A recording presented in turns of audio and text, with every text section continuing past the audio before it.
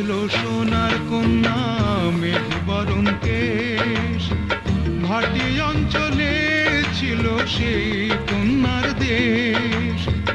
দুই চোখে তারা হারে কি মায়া, নদীর জলে পড়লো